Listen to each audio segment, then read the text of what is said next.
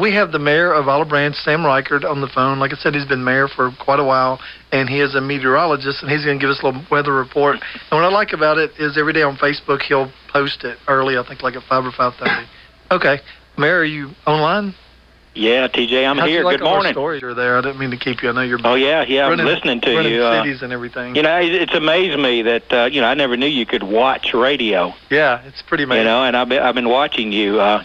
That's an amazing thing. But you want to talk about weather? Let's talk about some weather. What's the weather going to be like? Only tell me if it's going to be 60 and above. I want it to be cold, Mayor. You're going to love today. Okay. Because today is going to, and then there's media in town that likes to give you the weather headlines, and my weather headlines today would be very windy today, sunny Sunday, wind and clouds return on Monday. But we've got a very active weather pattern the next few days, which is normal for winter in Mississippi. You know, we see change every 3 or 4 days. What's affecting us today is what we in that business call a clipper system, which basically moves quickly out of Alberta, you know, very quickly across the country. Right now it's in Missouri, and by the end of the day that low-pressure clipper system is going to be in East Tennessee and may bring some clouds to the northern part of this viewing area. But what it's going to do to us because of a great pressure gradient is we're going to have a very windy day with winds from the southwest 10 to 20 miles an hour. We may see gust 30 or better, mainly after lunch. High today is going to be better than yesterday. You know, we're going to get... Man, it was cold yesterday. Oh, yeah. Yesterday was cold, and the wind didn't help us a bit. We're going to be up around 53 today, and so it's going to feel better, but the wind's going to still have a little bite in it. Tomorrow's going to be 56. Monday's going to be 62. But it's supposed to rain. Did you know it's supposed to rain Monday? Yeah, clouds come back Monday, rain chances Monday afternoon and Monday night, and then Tuesday rain ends, but temperatures drop all day. It was We're cold. back to a cold day on Wednesday, probably about 42.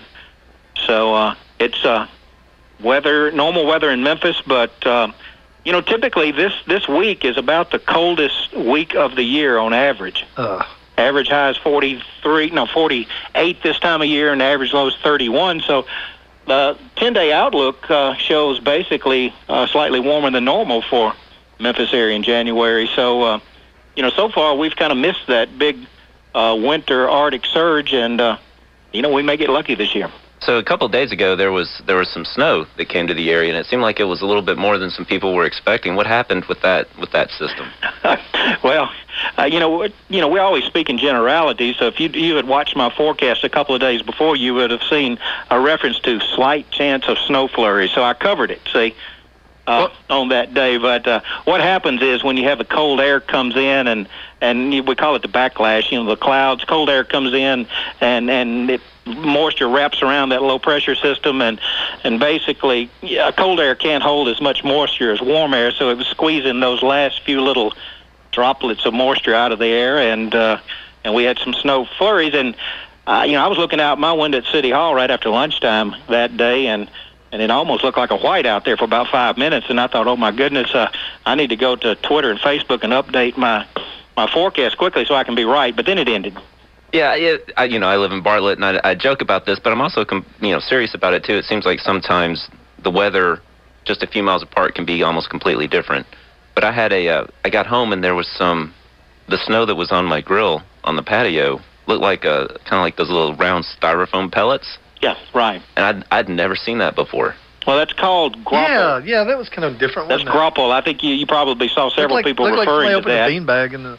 Yeah, it's snowflakes that fell through some what we call supercooled water, which is water that's below freezing but didn't become ice, and it coats those small snowflakes, and they end up like snow pellets or like you say, styrofoam balls. And it's called, what was it called again? I'm sorry, TJ was talking. Grapple, Graupel. Grapple. Okay, that's the word for the day. Styrofoam balls. That's the weather word of the day. Yeah. That is. Okay, I have a question. It's called Stump the Mayor. We're gonna have a quiz every week. This quiz is, how accurate is Groundhog Day? About as accurate as I am. Groundhog Day. It almost sounds like we stumped him. Hold on. You stumped me. I personally get really excited. 40%. How about that? 40% accurate. I don't know. Yeah, I can't even remember what the weather's supposed to do if he sees a shadow or not. So he gets scared and runs like Andy when his wife calls him. Yeah. If he sees a shadow, you got 6 more weeks of winter. Is that the way it is? Something like that. Yeah. I just wonder how accurate that is, because I actually watch it, and I kind of believe it and put it in the back of my head, and I bet everybody else does the same thing. Let's see if we can stump TJ. What's the name of the groundhog that everyone knows of? Punxsutawney Phil. Good job. Well, Groundhog Day's been coming out religiously. There's one in Atlanta, and there's one somewhere else, yeah. And they all have their own names, They have one right? in Atlanta? Yeah, they've got their own groundhog or ground something, yeah. Oh. I kind of go with Pennsylvania because that's where Bill Murray went and made the movie. Yeah, Punxsutawney Phil's he's the original. He's he's been doing it a long time, so he should know what he's doing. Hey, can I ask the question? You can't ask anything. I may not answer it. Can the mayor of Olive Branch get us one of those little gophers for Olive Branch, and we can start having our own little festival on Groundhog Day? That's pretty appropriate since one of those little gophers for Groundhog Day. We may have to get a possum since we're in Mississippi. We'll post an open position. Gopher needed. A possum or raccoon.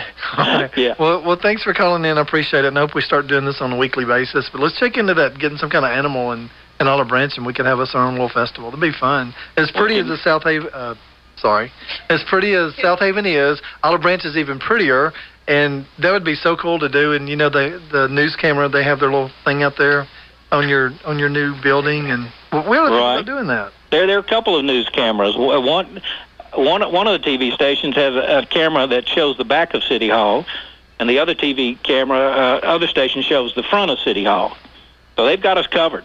Yeah, well, maybe it'd be something kind of fun we could do. I don't know. Yeah. I don't want to give you any more work than you already have.